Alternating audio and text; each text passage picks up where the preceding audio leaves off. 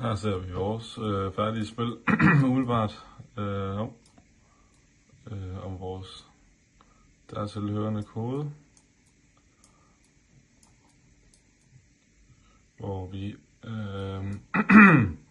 har lavet det på den måde, at man spiller som jorden, og de her grønne ikoner har vi defineret som værende, altså noget, der er godt for klimaet, og de gule her, det er råolietønder, som man selvfølgelig ikke er interesseret i.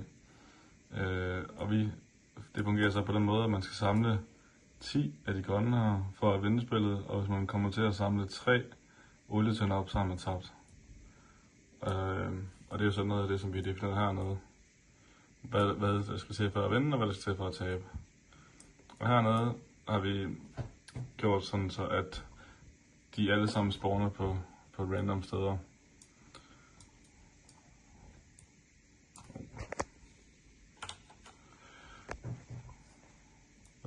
Vi kan jo så lige vise en demonstration af det her. Lidt.